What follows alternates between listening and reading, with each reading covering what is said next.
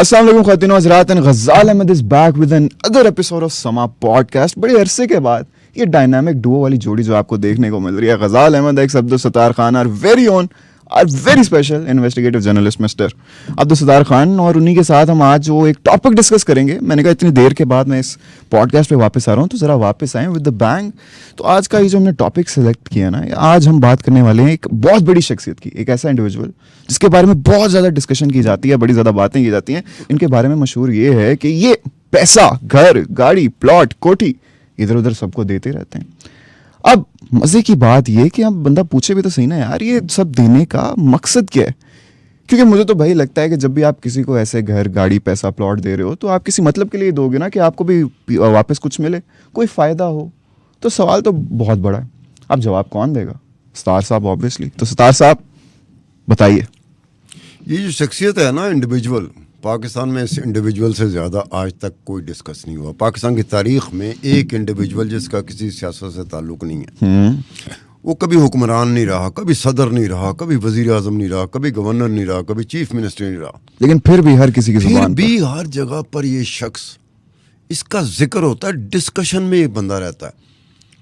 وہی کوٹھیاں بانٹ دی، مہنگی ترین کوٹھیاں دے دی، پلاٹ دے دیے، یہ لو رکھو، مہینہ لگا دیا کہ ہر مہینے آپ کو اس اکاؤنٹ میں اتنے پیسے ٹرانسفر ہو جایا کریں گے. اب ایک ذرا تھوڑا سا گلا اس عظیم سپوت سے رہے گا. یہ پاکستان کا عظیم سپوت جو ہے، جو پاکستان میں ایک ہی پیدا ہوا ہے، اور ہمیں اس پہ ناز کرنا چاہیے، ہمیں فخر ہونا چاہیے کہ ہم نے بالآخر ایک ایسا سپوت پیدا کیا جس نے دنیا میں ہمارا نام روشناس کرا دیا. وہ الگ بات ہے کہ کرپشن میں کرایا، اچھا وہ الگ بات ہے، لیکن ہمیں پھر بھی فخر کرنا چاہیے ایک ایسے سپوت پہ. اس سپوت کا نام ہے ملک ریاض. یہ ایک ایسا سپوت اس ملک نے، اس دھرتی نے پیدا کیا کہ جس نے اتنا نام کمایا. لیکن بڑی عجیب سی بات ہے کہ کرپشن، پیسے دینا، اپنا کام کروانا، پیسے دینا، اپنا کام کروانا، اور لمبے چوڑے پیسے دینا اور لمبا چوڑا کمانا. اب پھر ایک مرتبہ اس کا نام گردش میں ہے. بالکل ایسے ہی ہے.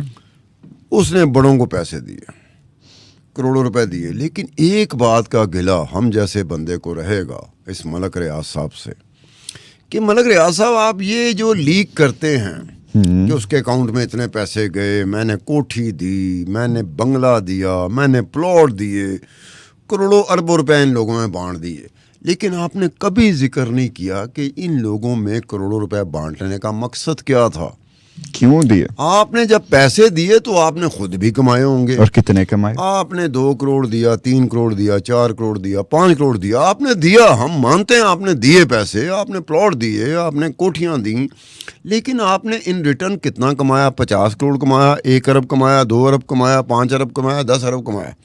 کمائی کے بغیر پیسے نہیں دے سکتے. بالکل ایسا ہی ہے. میرے پاس پیسے ہوں اور میں آپ کو پیسے دوں تو obvious بات ہے میں آپ کو پیسے کیوں دے رہا ہوں؟ کہ میں نے آپ سے کوئی کام کروانے ہیں، وہ سارے غیر قانونی ناجائز کام، یا وہ کام جس میں آپ میرے بارے میں بڑے اچھے الفاظات سے میرے بارے میں آپ آئیں گے، یا پھر آپ کوئی ایسی چیز جس سے مجھے زخم لگتا ہو، جس سے مجھے تکلیف ہوتی ہو، جس سے میرا نام ڈیمیج ہو سکتا ہے، آپ اس کا ذکر نہیں کریں گے. یہی ہوتا ہے نا.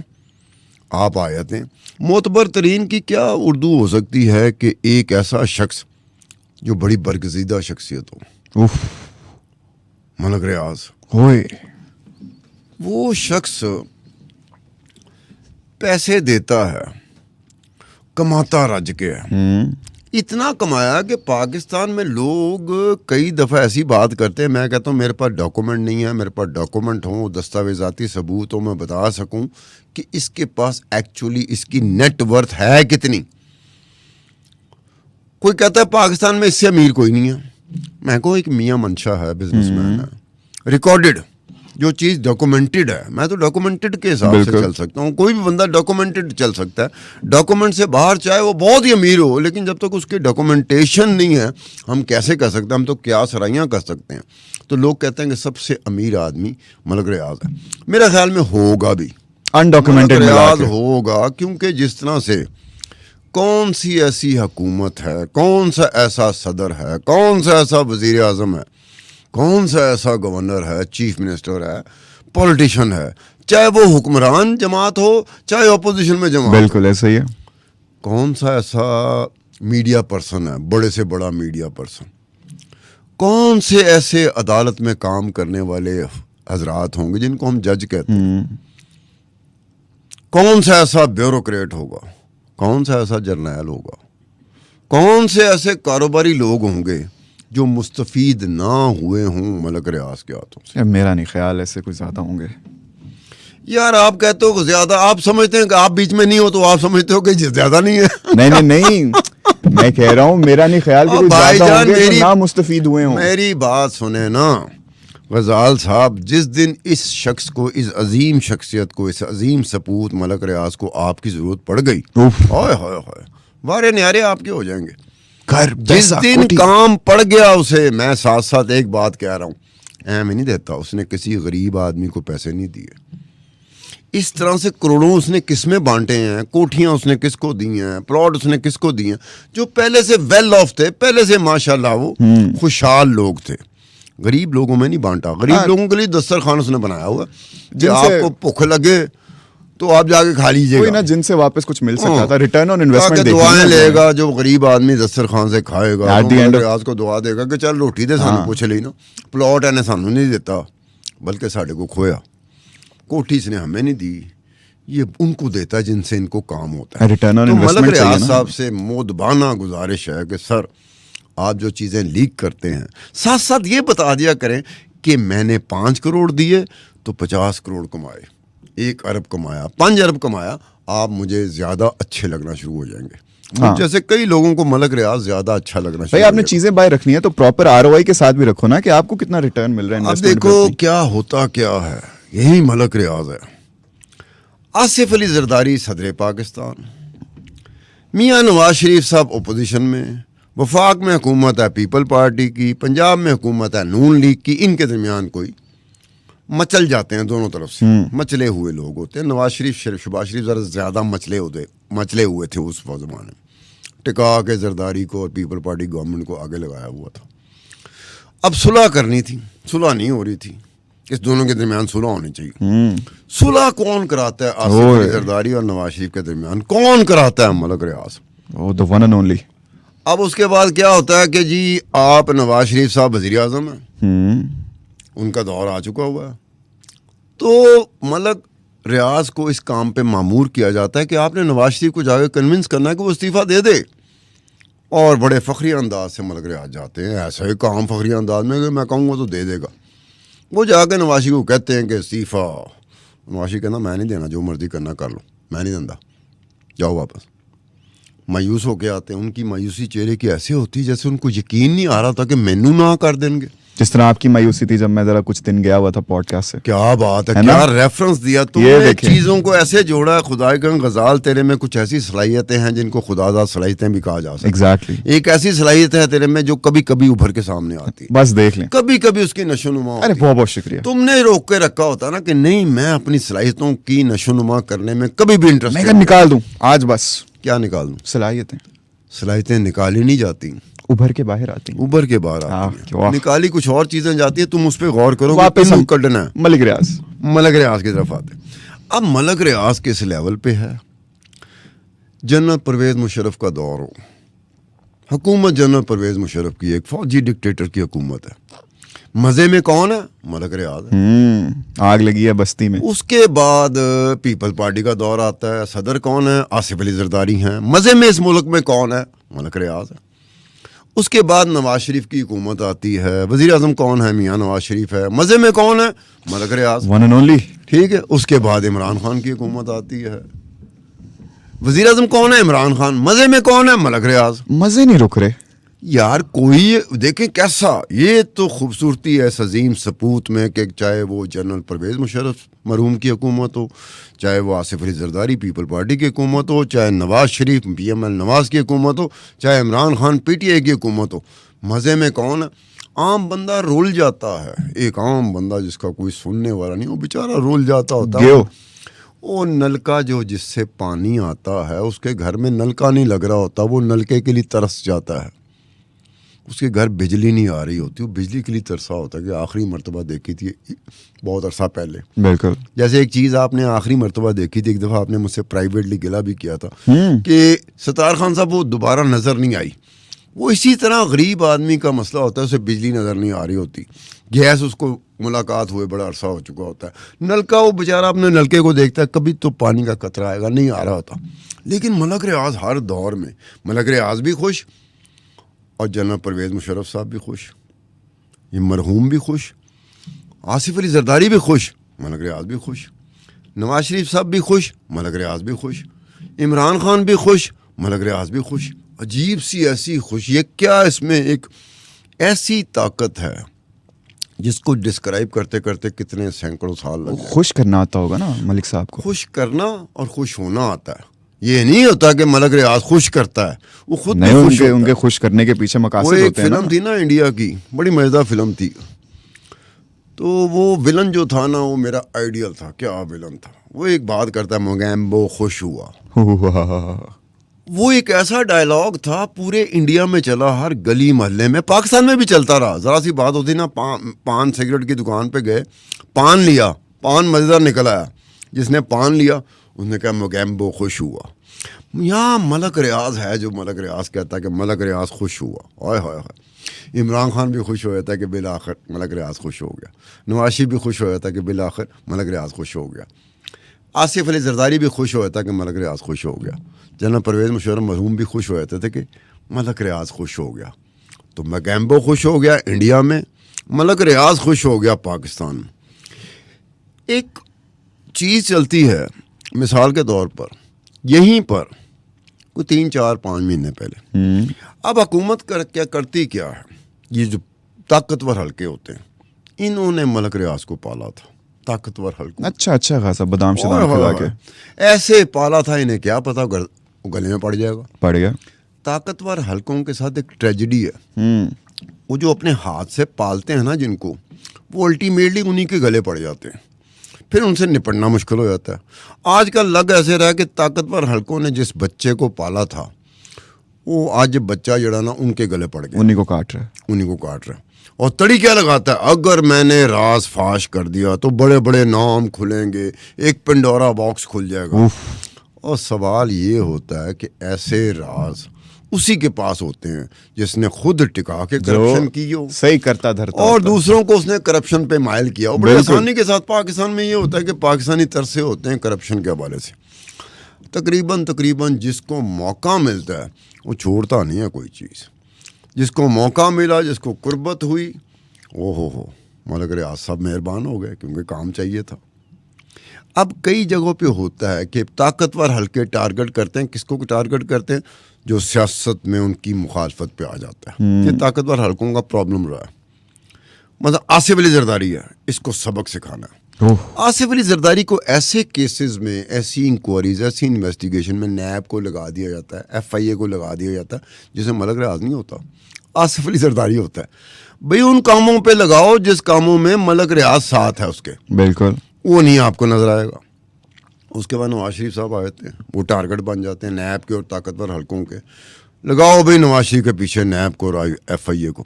کوئی بھی کیس نہیں ہوتا جس میں ملک ریاض صاحب ان کے ساتھ جوائنٹ, کیا ہوتا ہے, جوائنٹ شیئر ہولڈنگ نہیں ہوتی, پراپر ایک سٹیک ہولڈر ہے ان کے, جوائنٹ شیئر ہولڈنگ ہوتی ہے. آپ پارٹنر ہوتے ہیں, پارٹنر ان کرائم, ٹھیک ہے, نہیں ہوتا. یہ پہلا موقع آیا کہ ایک عمران خان کے اوپر ایسا کیس پڑا جس میں ملک ریاض یہ ساتھ. اب یہ ہوا کہ عمران خان ہمارا ایک ایسا لیڈر یہ بھی پیدا ہو گیا پاکستان میں, جس طرح ملک ریاض کو پاکستان میں نہیں پیدا ہونا چاہیے تھا, یہ ہماری خوش قسمتی ہے کہ پاکستان میں پیدا ہوگا, اسی طرح عمران خان کو پاکستان میں نہیں پیدا ہونا چاہیے. ہماری خوش قسمتی ہے یا بد نصیبی ہے کہ عمران خان پیدا ہوگا. عمران خان ہمیں کیا بتاتا ہے, کیا, میں اکیلا دیانتدار, میں اکیلا سچا.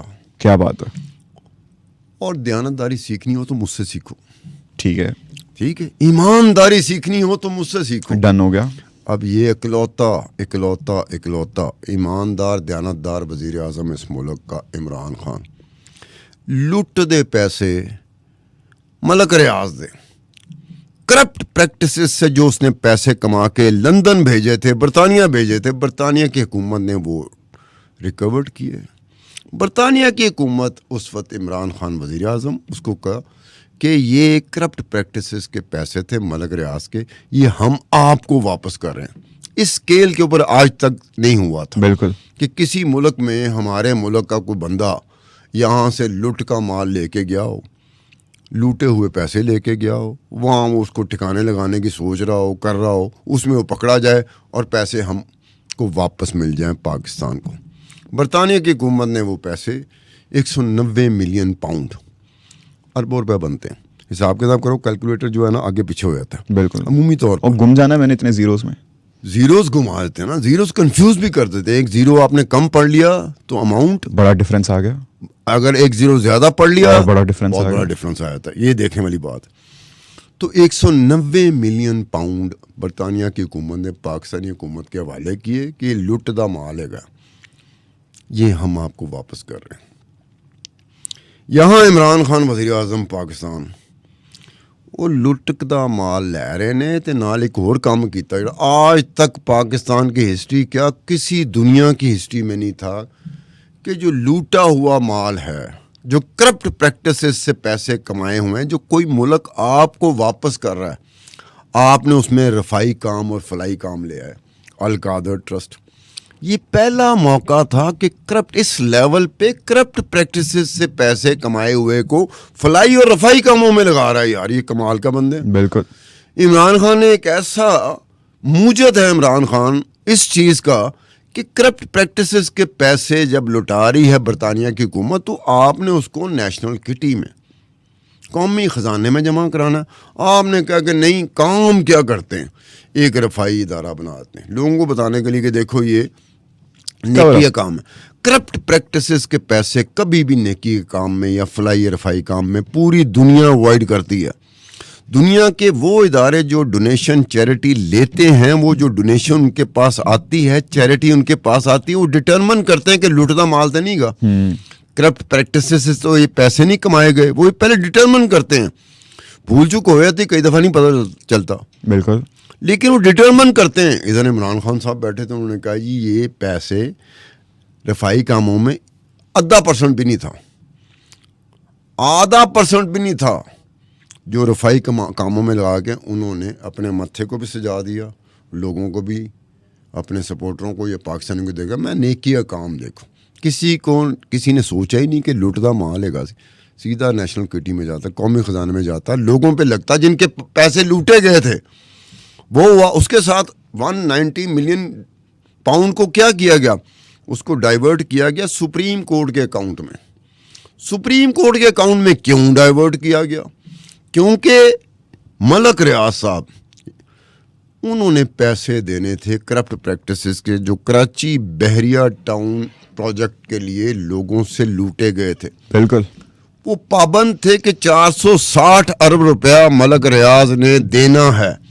اس کی قسطیں طے ہو گئی سپریم کورٹ کے ساتھ کہ ہر مہینے میں اتنی قسطیں دوں گا, اتنے پیسے قسط میں دوں گا, اور اتنی قسطیں ہوں گی 2 4 5 6 سال میں ادا کر دوں گا. اب یہ جو 190 ملین پاؤنڈ آیا, یہ اسی اکاؤنٹ میں گئے.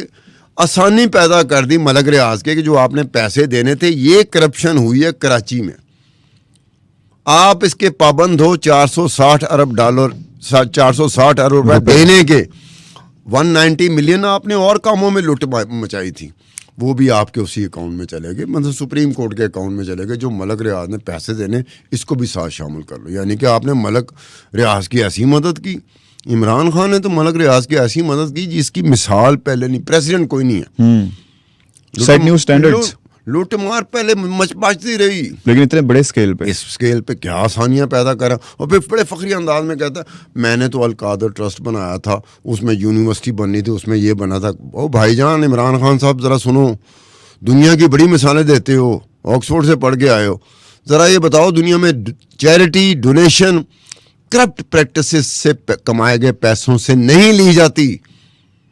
پوری دنیا تمہارے سامنے ہے, ادھر آنکھیں بند ہیں لوگوں کی, بالکل بند ہے. کوئی ذرا ایک لمحے کے لیے نہیں سوچتا کہ یار کرپٹ پریکٹسز کے پیسے, جو پتہ ہے آپ کو برطانیہ کی حکومت بتا رہی ہے کہ کرپٹ پریکٹسز کے پیسے ہیں, وہ بتا رہے ہیں آپ نے ان کو ہیلپ کر دیا, اسی کے کام چلے گئے. مطلب نیشنل کٹی دیکھتی رہے گی کہ یہ پیسے جو لوگوں میں لگ رہے ہیں, یہ کچھ لگ رہے ہیں, کوئی تھوڑے بہت کام کسی کے بیچارے کے ہوئے تھے, میس اسکیل کے اوپر تھوڑے بہت ہی کام ہوتے ہیں, وہ ہو گیا. اب ایک اور چیز جو میں نے 4-5 مہینے پہلے ادھر ہی سما کے پوڈ کاسٹ میں کی تھی, یار ملک ریاض 1000 ارب, مجھے 4-5 دفعہ کہنا پڑے گا 1000 ارب روپیہ, جو کراچی بحریہ ٹاؤن پروجیکٹ ہے جی, 1000 ارب روپیہ. ہم نے کشکول پکڑی ہوتی ہے, کبھی IMF کی طرف, کبھی کسی دوست ملک کی طرف, کبھی ورلڈ بینک, کبھی کسی کبھی ادھر, بڑے ملک کی طرف جاتے ہیں, ہمیں اتنے پیسے دے دیتے ہیں. ہمارے ملک میں 1000 ارب روپیہ, 1000 ارب, میں کتنی دفعہ کماؤں 1000 ارب روپیہ, تاکہ لوگوں کو یقین آ جائے. ون ٹائم مور, بس ایک دفعہ اور, 2 دفعہ نہ کہوں, نہیں ایک دفعہ. 1000 ارب روپیہ.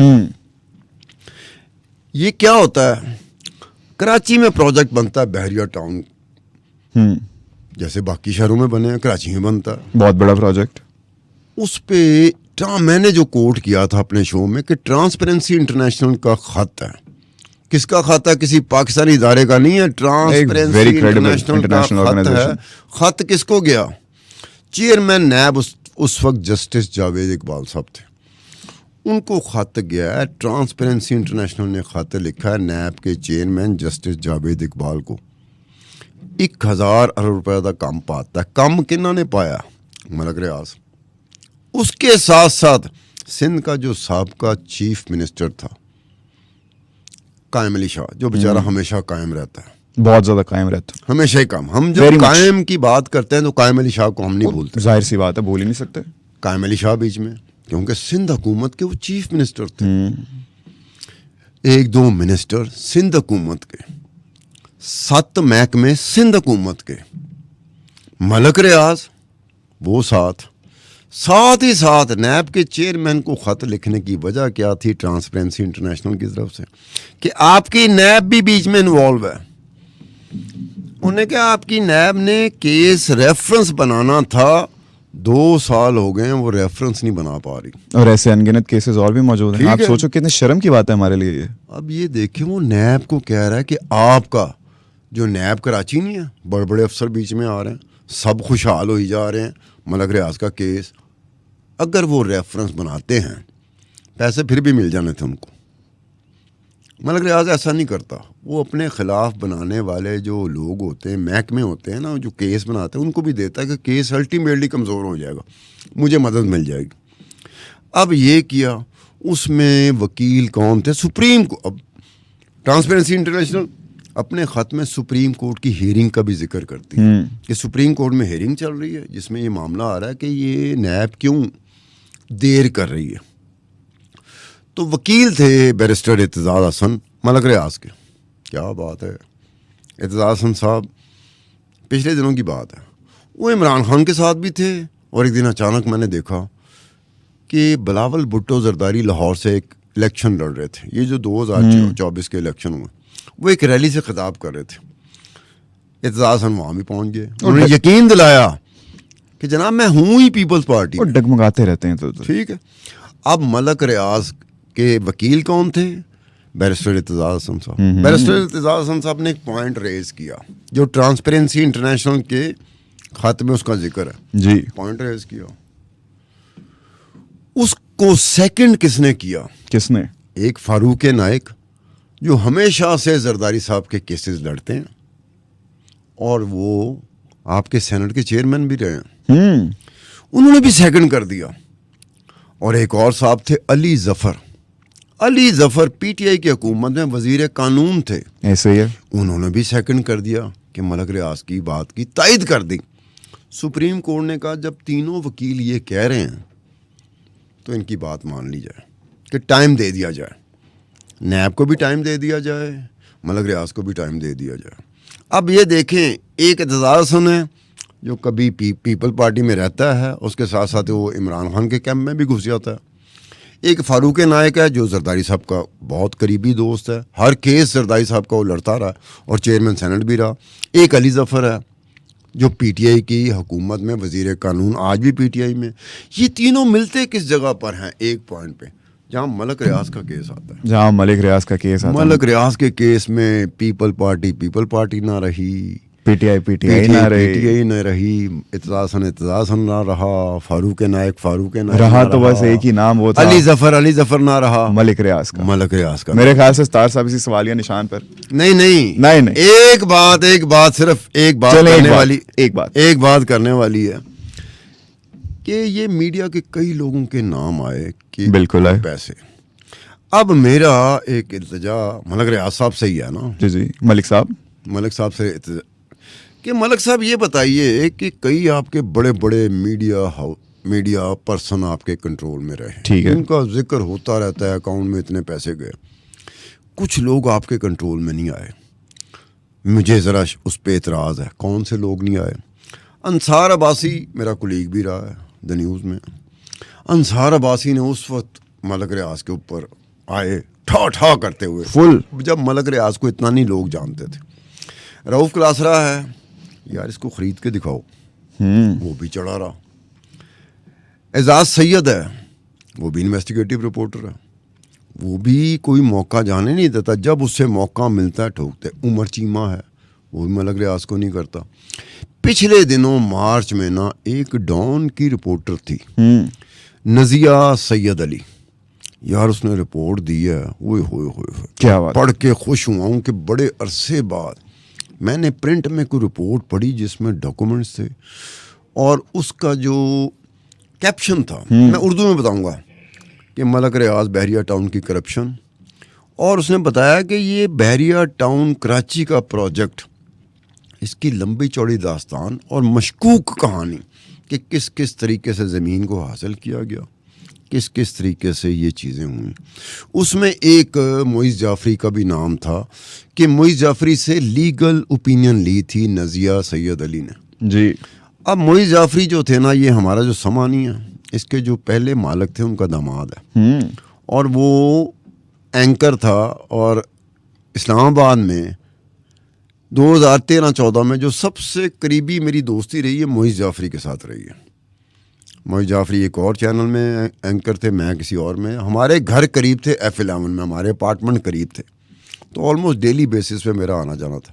اب معیز جعفری کو بیچ میں لیگل اسپیکٹ کے لیے یہ جو نزیہ سید علی نے کوٹ کیا, تو میں نے معیز جعفری کو فون کیا. پھر میں نے معیز جعفری کو فون کیا, میں کہ یار معیز جعفری, بڑے عرصے بعد میں نے ایک ایسی رپورٹ پڑھی ہے, کمال کی رپورٹ پڑھی ہے, تو میں اس کو نہیں جانتا نزیہ سید علی کو, نمبر تو دو, تجھے اس نے کوٹ کیا ہوا, تم سے اس نے لیگل اوپینین لی ہے.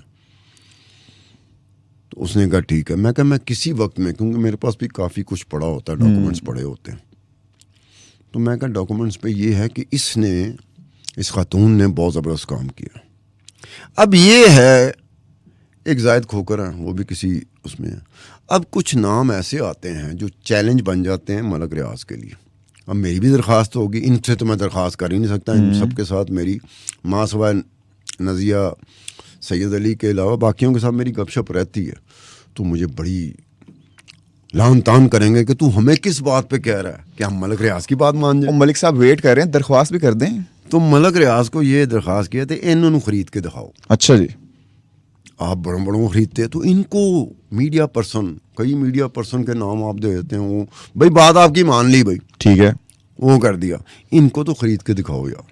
ہاں, ان کو خریدا گیا تو پھر میرے لیے یہ بڑی بات ہوگی کہ ہم سب برابر ہو گئے. وہ کیا کہتے ہیں, ایک صف میں کون وہ تھا جو ایک ہی ہو گئے, محمود و ایاز ایک ہی ہو گئے, ایک صف میں ہو گئے. ہو سکتا ہے. تو یہ اس کو کرنا چاہیے. دوسری بات یہ ہے, ایک کہا تھا آپ نے, نہیں دوسری بات چھوٹی سی بات, چلیں, یہاں پر کئی ایسے میڈیا پرسن, بے شمار کئی ایسے لوگ جو ہائی کورٹ میں نا کبھی ریٹ کر دیتے تھے, کبھی ملک ریاض کے خلاف. کیوں؟ ملک ریاض کا آپ آدھے یہ بھی رہا ہے. اچھا جی, مطلب اٹینشن لینی تھی, بس اٹینشن لینی تھی. مطلب ملک ریاض کے اوپر بولے کوئی یا رپورٹ دیا نا, تو اس کا مقصد یہ تھا کہ کوئی کار کوٹھی آپ آئے گا. کئی ناکام ہو جاتے تھے, مگر یار سمجھدار آدمی اسے پتہ لگتا ہے چھچورے لوگ ہیں. چھچورے لوگوں کو وہ نہیں کرتا, وہ واقعی ان لوگوں کو کرتا ہے جو واقعی اس کے کام آ سکتے ہیں. تو ایک اسی طرح کا چھچورا تھا, میرے پاس ڈاکومنٹ پڑے رہتے تھے. بریفلی تو وقت ہمارے پاس بڑا کم ہے. مجھ سے ایک ڈاکومنٹ اس نے لیا ملک ریاض کے اوپر. میں کہا لے 2 4 5 دن 6 دن 10 دن 15 دن میں کہا استعمال کر لیا ہوگا. 2 4 5 10 دن 1 مہینہ 2 مہینے 3 مہینے 4 مہینے بعد بائی چانس مجھے کسی جگہ سے پتہ چلا کہ بھائی جان وہ ستار خان صاحب وہ آپ سے چیز لی گئی تھی, آپ ہی کے پاس تھی.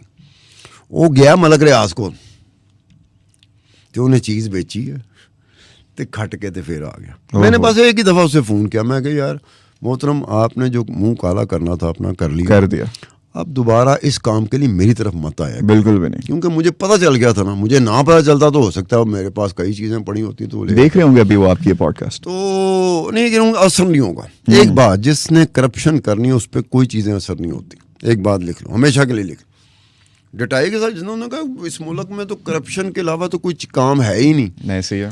تو کرپشن نہیں کریں گے تو کیا کریں گے, کرپشن نہیں کریں گے تو کیا کریں گے. اسی خوبصورت سی بات پر انہی سوالیہ نشانات کے ساتھ ایک جو آپ نے درخواست کی اور ایک جو ہم نے پہلے بھی کی تھی التجا ملک صاحب, میں بھی پھر سے وہ ریپیٹ کر دیتا ہوں کہ نیکسٹ ٹائم آپ جب بھی کوئی ایسا پیپر یا کچھ بھی ڈاکیومنٹ لیک کریں تو اس میں یہ بھی بتائیں نا کہ جتنے پیسے آپ نے دیے وہ تو آپ بتا رہے ہو, آپ کو واپس کتنا فائدہ ہوا. کیوں ستار صاحب, بالکل ضروری ہے نا, بالکل بہت ضروری ہے. اسی کے ساتھ ہماری آج کا پوڈ کاسٹ کا وقت ہوتا ہے ختم. اگر آپ لوگوں کو ہماری آج کی پوڈ کاسٹ پسند آئی ہو, یہ ڈائنامک ڈوو کی جو جوڑی ہے اتنے دنوں کے بعد آپ کے سامنے آئی ہے, مزہ آیا تو کامنٹ سیکشن میں ضرور بتائیے گا. آپ سے ملاقات ہوگی ان دا نیکسٹ ایپیسوڈ. تب تک کے لیے اللہ حافظ.